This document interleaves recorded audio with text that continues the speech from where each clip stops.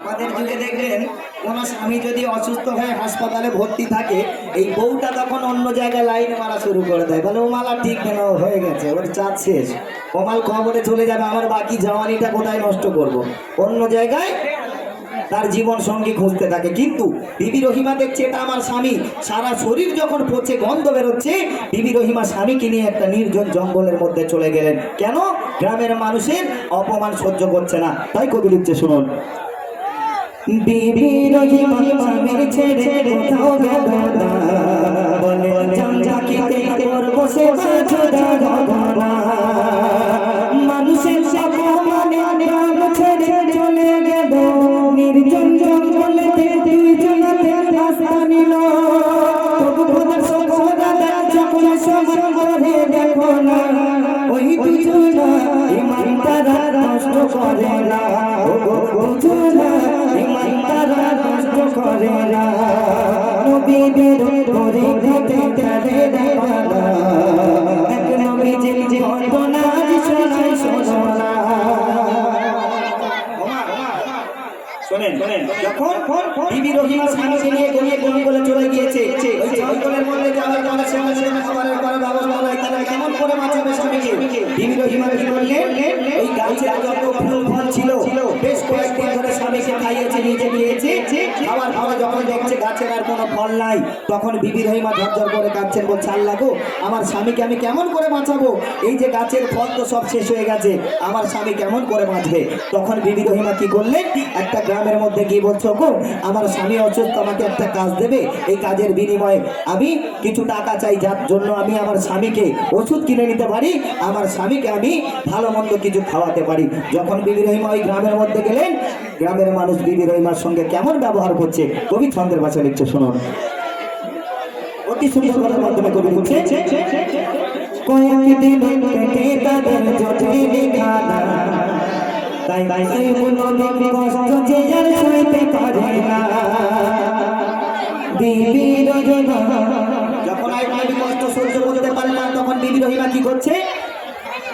বিবি রহিমা পাড়ায় পাড়ায় ঘুরিয়া বেড়ায়, কাজ করিতে সবার কাছে মিনতি জানায়, তখন গায়ে দুর্গন্ধ দেখে সবাই তাকে তাড়িয়ে দিল, নোংরা পোশাক বলে কত যে লাঞ্ছিত হলো,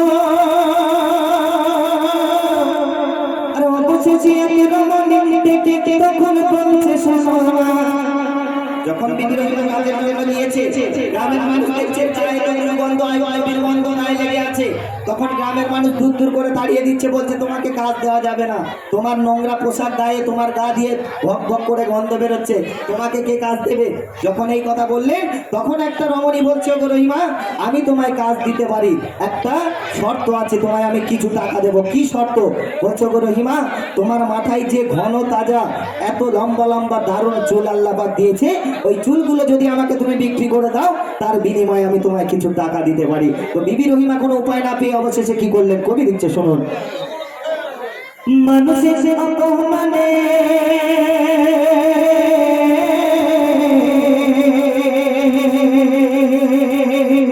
মানুষের অপমানে বিবি রহিমা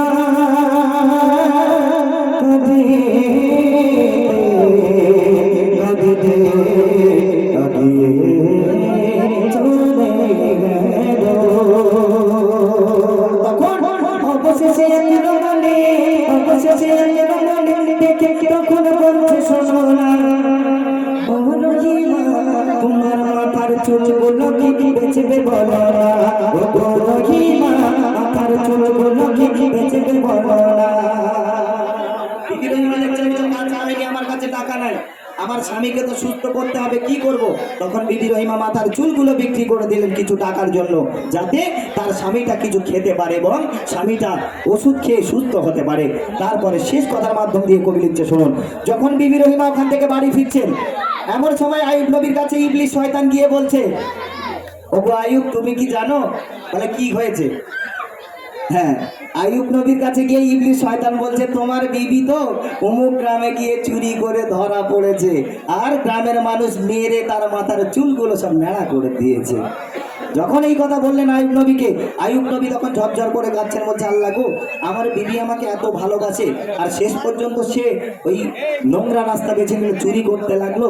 তখন একটা গায়েবী আওয়াজ এসে বলছে, রে আইয়ুব, তোর বিবি কোনো চোর নয় আর চুরি করে নাই। কি করেছে তোর বিবি সন্তা হলে? অতি সুন্দর কথা মাধ্যম দিয়ে করে দিচ্ছেন। কাজে না পেয়ে লাঠি গেল বিবি রহিমা, স্বামীর জন্য ওষুধ নিয়ে হলো না। কাজে না পেয়ে লাঠি গেল বিবি রহিমা, স্বামীর জন্য ওষুধ নিয়ে হলো না। আর তখন শয়তান বলে, ও আইয়ুব, শয়তান বলে বিবি তোমার চোরে করেছে, তাই মেরে মাথার চুলগুলো তার কেটে নিয়েছে। আপনার কি ঘটনা ঘটছে? ধোকা খেয়ে আইয়ুব নবী বিবিকে তার ভুল বুঝে, গায়েবী আওয়াজ এসেছে, তখন সব ঘটনা বলে দিল।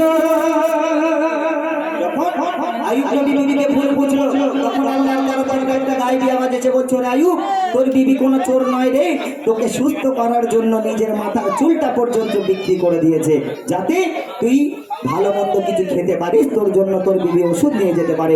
তখন আইয়ুব নবী বিবি রহিমাকে বলছে, গো রহিমা, আমি ধোকায় পড়ে ভুল করেছি, তুমি আমায় ক্ষমা করে দাও। যখন আইয়ুব নবী বিবির কাছে ক্ষমা প্রার্থী হলেন, তখন আল্লাহ পাক বলছেন, ওগো জিবরিল আমিন, তুমি জমিনের ধরায় যাও, আর আইয়ুবকে একবার তোমার এই নূরের পাখনাটা বুলিয়ে দাও, যাতে আর আজকের পর থেকে আমার আইয়ুব অসুস্থ না থাকে। সেদিন হতে কি ঘটনা হচ্ছে কবি লিখছে, শুনুন। আর ধোকা খেয়ে আইয়ুব নবী বিবিকে তার ভুল বুঝেছে, গায়েবী আওয়াজ এসেছে, সব ঘটনা বলে দিল। আল্লাহ কেমন খেলা, শোনো শোনো গো জামানা, ও রহিমা, আমার কথায় কষ্ট পেও না, ও রহিমা, আমার তুমি ক্ষমা করো না। সেদিন হতে, ও মা, সেদিন হতে আইয়ুব নবী সুস্থ হয়ে যায়, সেদিন হতে আইয়ুব নবী সুস্থ হয়ে যায়। সেই কাহিনী দেখে নাসির কলমের ভাষায়, সেদিন হতে আইয়ুব নবী সুস্থ হয়ে যায়। সেই কাহিনী দেখে নাসির কলমের ভাষায়, কোথাও মিছিল আইয়ুব নবী সেই জামানায়, কুষ্ঠ রোগে ধরে সাদা সুজি ভাগ হয়ে যায়, রক্ত পথে গায়ে দুর্গন্ধে প্রাণের মানুষ থাকতে পারে না। বলে শোনো না, গ্রাম থেকে তাড়িয়ে দাও না, বলে শোনো না, গ্রাম থেকে তাড়িয়ে দাও না, বলে শোনো না, গ্রাম থেকে তাড়িয়ে দাও না।